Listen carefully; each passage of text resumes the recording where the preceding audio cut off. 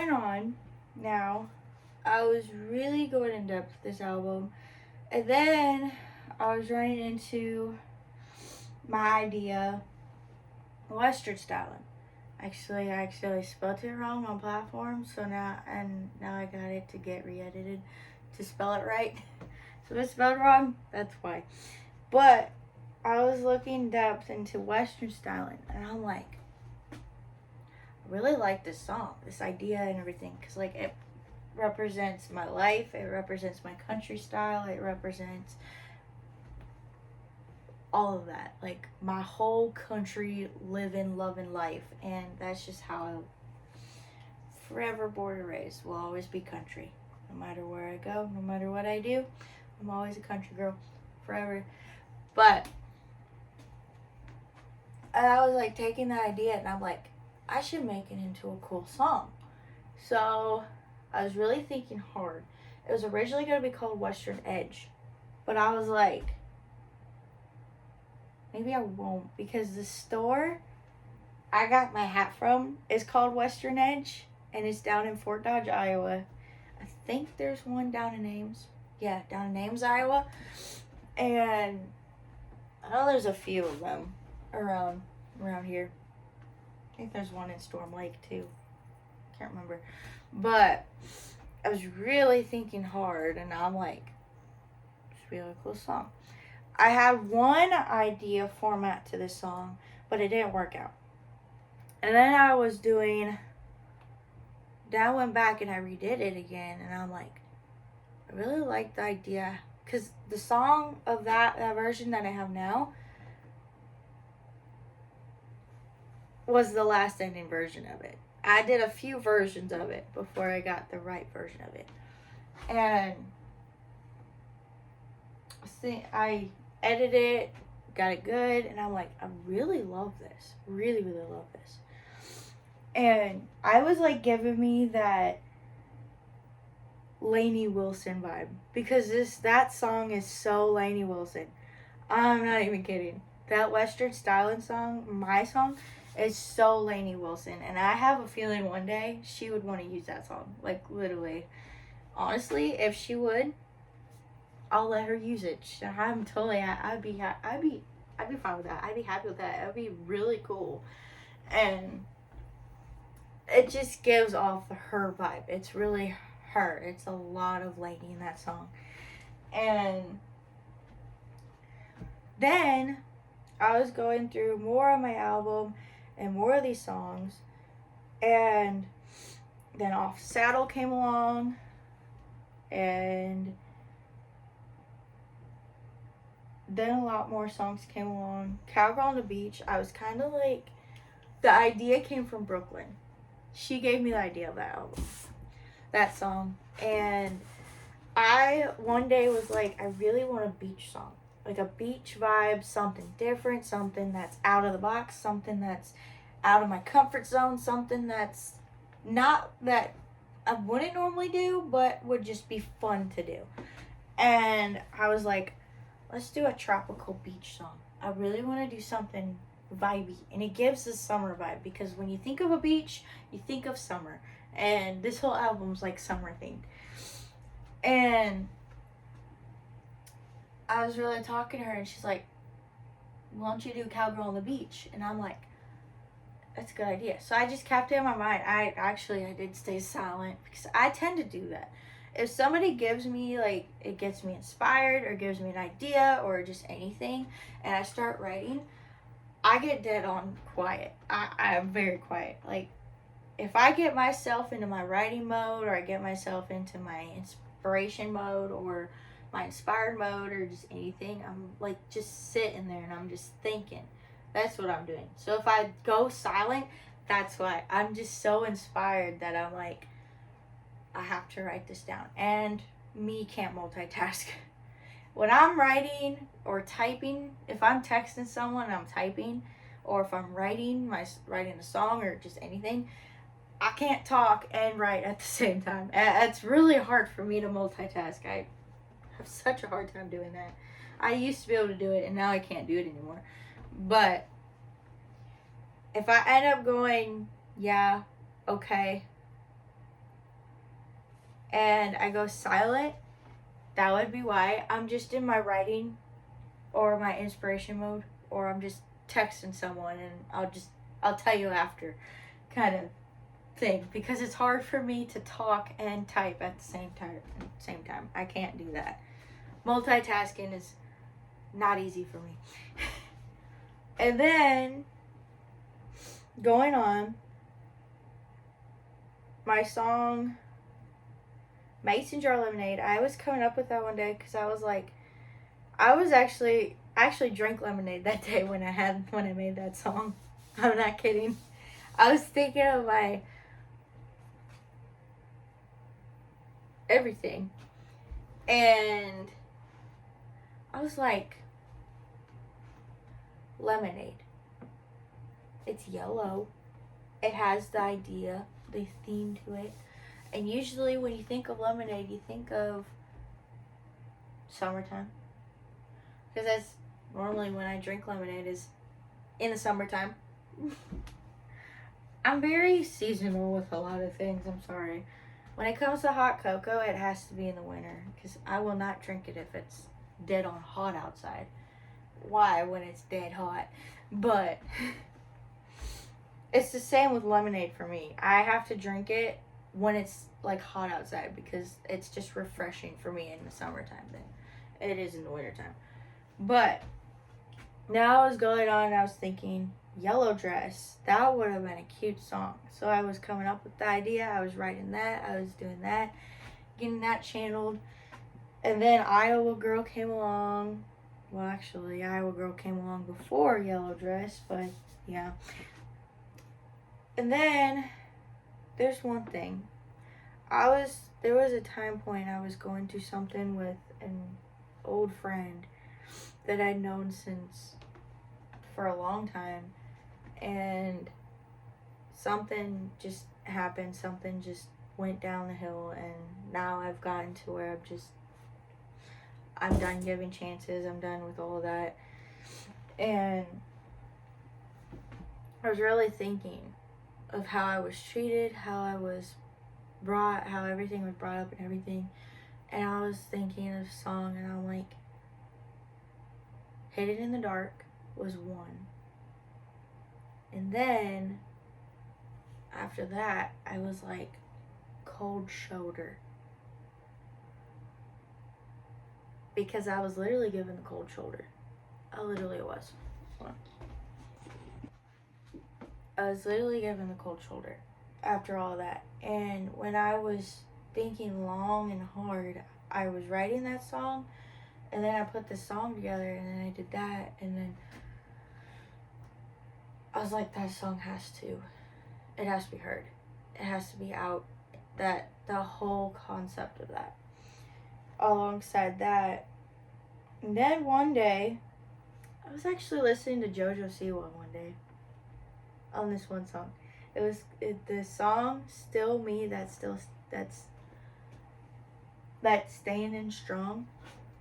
That title tongue twists me, sorry, but I was actually listening to JoJo Siwa that day.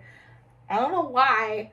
I was watching her video to her new song, like, Still Dancing. I think that's what it's called. And then I was like, I went to Spotify and went play it on there, and I'm like, the song's really giving me an idea to make a song. And then I was coming up with Still Me, that's Standing Strong. And I'm like, that would have been a cool idea. So I wrote it, put it together, was editing it all night and everything, and I was like, this is really good. I didn't want to make it a slow song. I didn't want to make it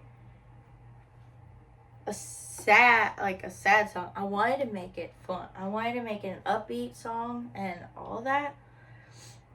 And then I was just going ideas back to back. And then right after that, this is something I've been wanting for such a long time. I've been wanting to move to Alabama for years. For years. And the main goal was so I could be closer to Brooklyn and be able to hang out with her and her family and everybody down there. And that's always been my dream. That's always been my goal the last several years. That's always been something I wanted. And one day, Brooklyn called me up. She's like, my dad wants to talk to you about something. And I was like, okay. I was nervous because I didn't know what was going on. I didn't know what was going to be said. And then he was talking about the camper and like moving down there and everything. And my heart it got excited. It's like, no way this is happening. It feels so unreal. It feels like a dream. It feels like everything. And like, I'm standing there and I'm like, how is this happening? My dream to move to Alabama for years is now officially happening. And I have a set goal and date of when I'm going to now and everything.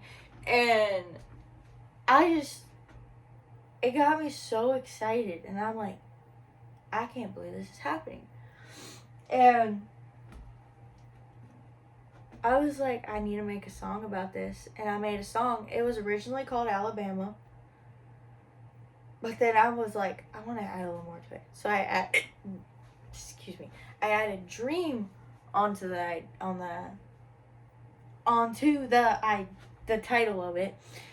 I cannot comprehend words. I hate that. But then I was really thinking more into this more and more.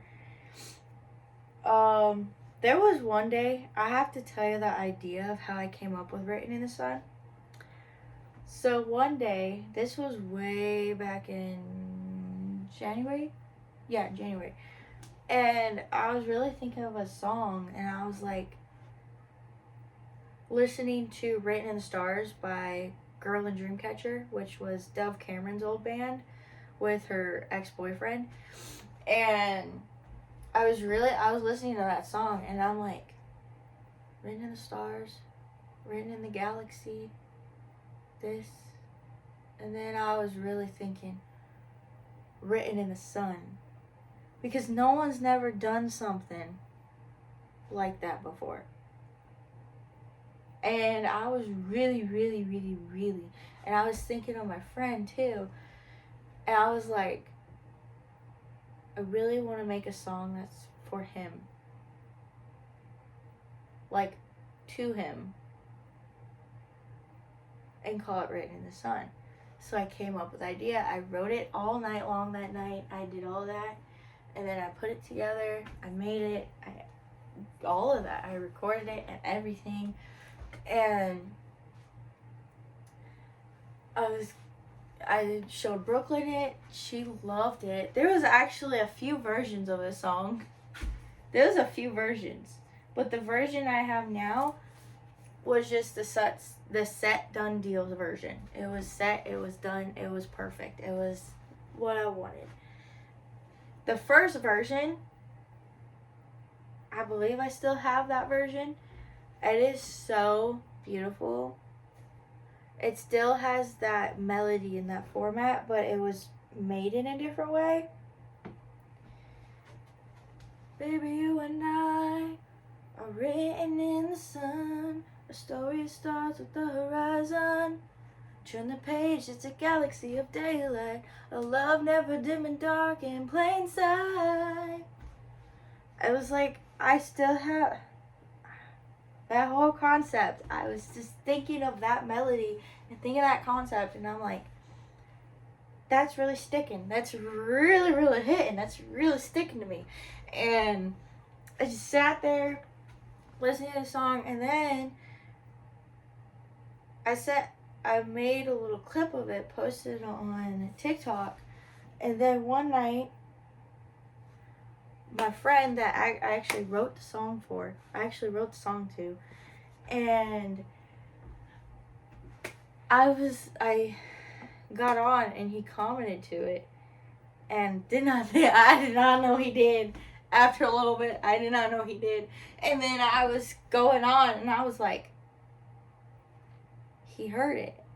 Because that was the whole main point, for him to hear it. But I just sat there, I'm like, he heard it. He heard the song I made for him. And there are times it still shocks me, honestly. There are times. But I just sat there for a little bit, and then I talked with him about it and everything, and like the whole thing. And then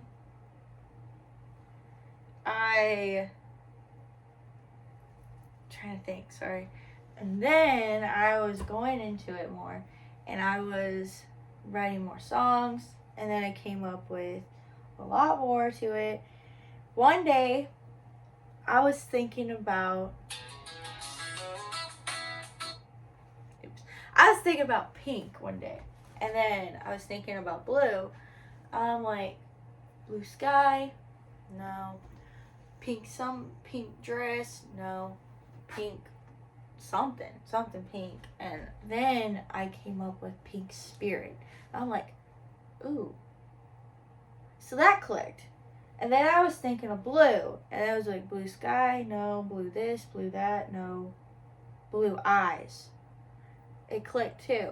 And I'm like, how can I put pink spirit and blue eyes together? And then it came up with the whole title of it, Pink Spirit, Blue Eyes. Because I have blue eyes. I'm a blonde, blue-eyed girl. Been that way my whole entire life. And I was thinking hard on that.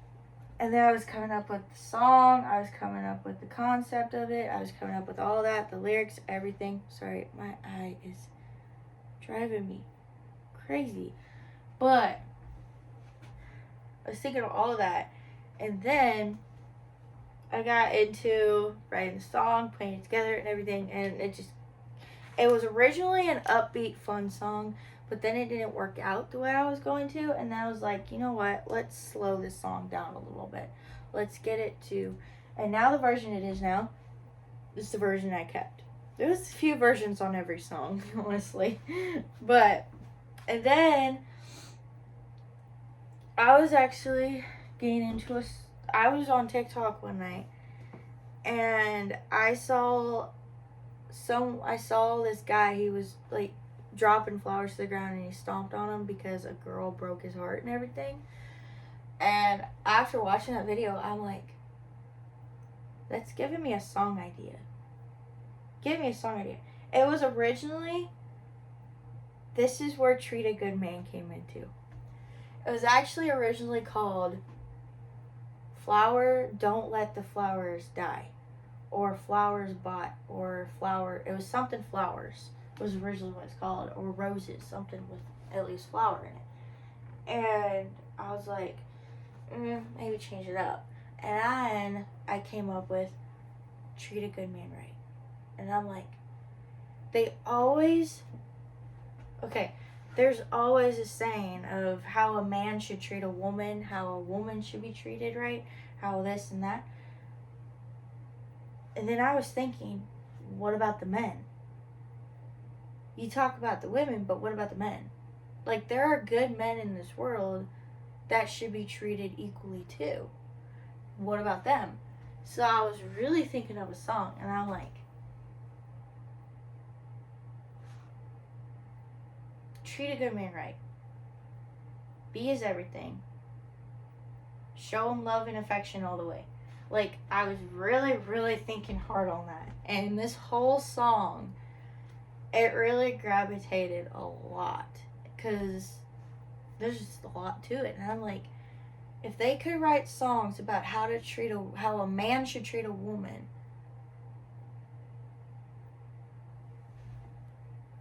then I should do a song about how a woman should treat a man. Yes, a woman deserves respect and love and affection and all of that. But so does a man. Men deserve that too. And I was really thinking hard after watching that TikTok video I ran into a few of those actually. And then I was like, and then I put in the song, Don't Let the Flowers He Bought Die. I was like, that'd be perfect. Like, not as a song title, but as an idea in the song. So I put that in there, and then I really, really wrote it down, and I'm like, this song's perfect. And this was actually, there was another version of this song, but it did not go. It did not work out for me. It did not sound right to me. Then I was I listened to this version of it after I was editing it and everything, and I'm like, this version's perfect. This version settles it. This version is spot on. And now I'm gonna go into some of the songs that Brooklyn helped me with now before I get into the main songs that really ended the album. So, Montgomery Rainbow. I had this idea for such a long time now. Alan Jackson is my most favorite all-time 80s, 90s country singer ever. I love Alan Jackson. Like, he's inspired me so much too. I love his music. And my most favorite songs by him is Chasing the Neon Rainbow and Midnight in Montgomery. Those are my two absolute favorite Alan Jackson songs ever. Like, ever. And I was thinking of an idea for myself that's inspired by him, but is me. And I was thinking, before, it used to be a Christian-based song. It was actually called Montgomery. Like, it was something, it was like Midnight Montgomery Rainbow is what it was originally called. And I had an idea, I had it written down, I had it all done and everything, and then I lost the lyrics. I'm like, damn it. So I went back one day, and Brooklyn, actually, she helped me write this song, actually. And one night she was like, I want to do something for you. So she helped me write the song. She helped me put it together and everything. And then when she put it together, we got it edited, we got it everything. I got it together and everything. She played it for me, and I'm like, I really love that. I really love that. That is so good. Like, really good. And Brooklyn was the main concept on it. She's the main concept. She helped me with it. She helped me get it together and everything. And then there was another song. The song that me and her did together, I was thinking long and hard that night about this song. The song is Anything Like That Call. It's a Florida Georgia Line inspiration song to their very first album called Anything Like Me. And I was like, anything like what? Anything like this, anything like us, anything like. And I was really thinking with her, and I came up with this idea. Anything like that dream was one idea, or anything like that call. And then I told her the ideas, and then I was like, anything like that call. It just clicked to me after I wrote the idea down and sent it to her. I'm like, I have an idea. So I surprised her with the writing of it. I wrote it, got it put together and everything. And the way it is now it was set and done. And she joined on the project. She helped me with that project and everything. And she was a big part of that. And I really wanted to bring in, like, her situations, my situations, and just everything in general with that song. I really wanted to put it together and everything. And I felt like that album really, really stuck. Really, really hit. And then Heavy Like an 84 Chevy. that song idea came from my friend, and he helped me with that song. He actually was writing this song with someone else originally, but then he sent it to me. He's like, you can use that song. And I'm like, okay. I'm sitting there and I'm reading the chorus because he wrote the chorus. I was reading the chorus and I was like, I really like that, but I don't know how I'm gonna put it together. So I really, really thought hard on that writing and that the process, and I'm like, how am I gonna make this song put together? The next day, Brooklyn told me, why don't you make it a love distance relationship song, like a distance love song, not even if it's just not a relationship. What if it's like a friendship or something?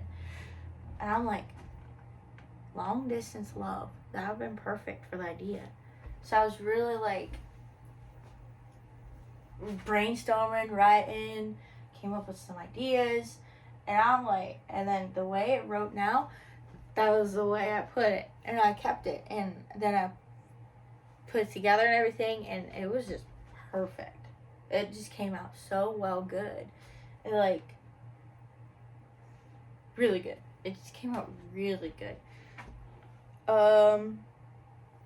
And then Cow Print came along. Rustic Vintage Gold. I wanted that song very old fashioned. Came out perfectly old fashioned. Really. I really wanted it to be that 1950s country like song, is what I wanted it to be. I really wanted that twang and that old fashioned vibe. I really wanted, because I always wanted a song that was super old fashioned, very old fashioned, that was original country gold. You know, like the 1950s, 1940s, 1920s country.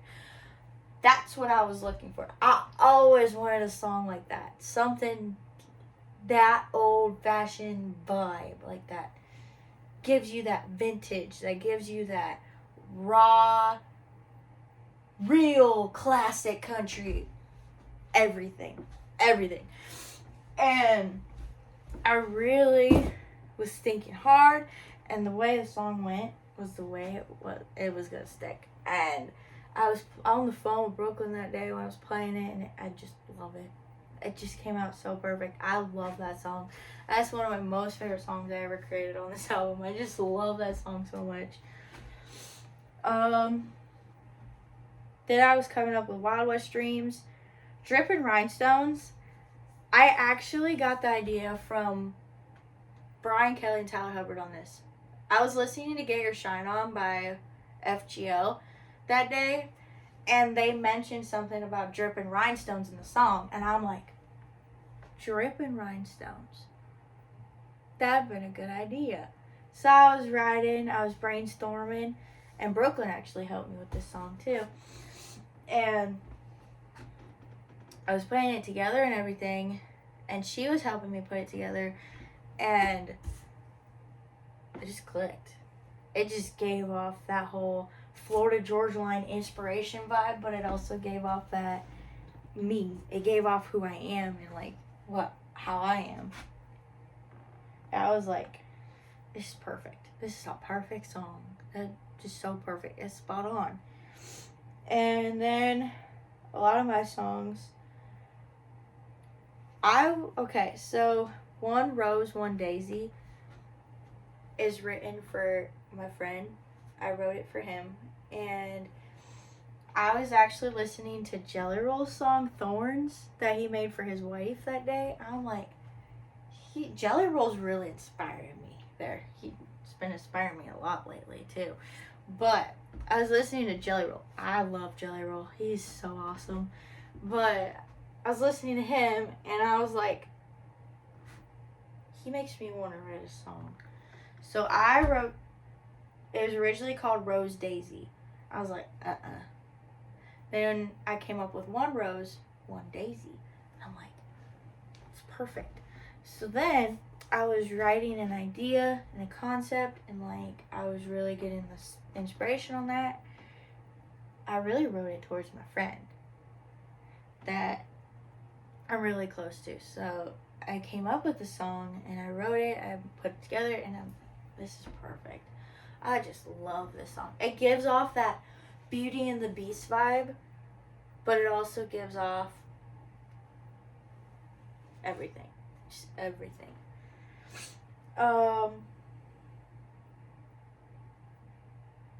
Thinking here. The last song I'm going to talk about. Before the Angel God Sent. I wrote that song about someone that I'm very close to. Someone that I hold very close to my heart. Someone that's very special to me, that helped me get through so much. And this song, I was actually listening to a couple songs that day. I was listening to Before You by Bailey Zimmerman, and I was listening to God Gave Me You by Blake Shelton that day. And I was really like, what's a song idea that puts both of those songs together? And I first was going to be called Before the Angel, or Before Angel, or Angel Before, or something. And then I was like, I really prayed hard on that song. I'm not even kidding. I actually prayed hard on that song idea. And that night I was thinking, and God was just telling me, before the angel God sent. I was like, that is perfect for a song. And then I was writing it, I was putting it together, and then I made it the one day, and the song just stuck. It stuck. And I'm like, I love this song so much. This song really, really, really hits. And it's just perfect. It's perfect. But now that I've talked about my story on this album, we talked about my songs and everything, we're at the end of the video. So this is where I'm going to say thank you. Thank you to Brooklyn. She is also my bandmate. Y'all go check out Boots and Dreams, our band. Y'all go check it out. Our music is amazing. Y'all will love it. Go check it out right now. Brooklyn, thank you for helping me on this project. Thank you for being an inspiration on this project. Also, thank you so much for being a part of this project. That means so much to me that she joined on. I thank her so much for that. And I also thank my friend. I also thank my other friend. I thank him a lot. He is the main inspiration of this whole album. He is the main, all of it, the main concept. And him helping me on this project and being the main inspiration on this project meant so much to me, and I thank him so much for that. I thank him so much for everything he's done for me. And I thank Brooklyn for being a part of this and everything she's done for me and making this album come to life too. Without them two, I don't think this album would have came to life, honestly. And I thank them so much for this. This is one of the best projects I have ever done in my whole entire life. And I'm so thankful, so thankful for this project. Thank you so much. And I want to thank the fans. I want to thank y'all for the love and support y'all have been giving on this album lately. Y'all been rocking it. Y'all been killing it.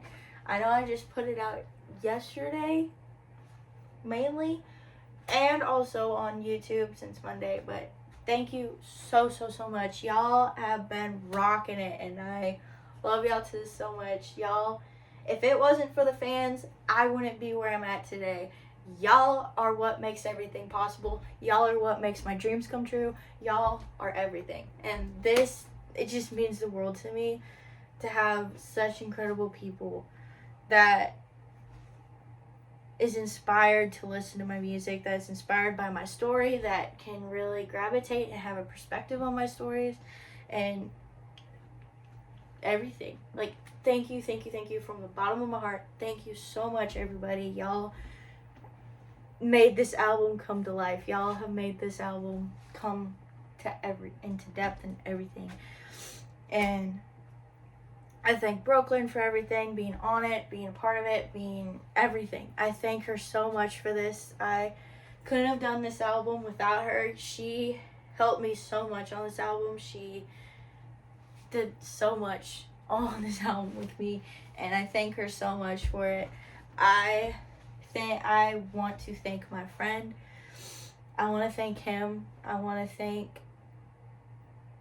him for being the main inspiration of this album. I want to thank him for being the goal of this album. I want to thank him for helping me on this album and everything. I thank him so much for everything, honestly.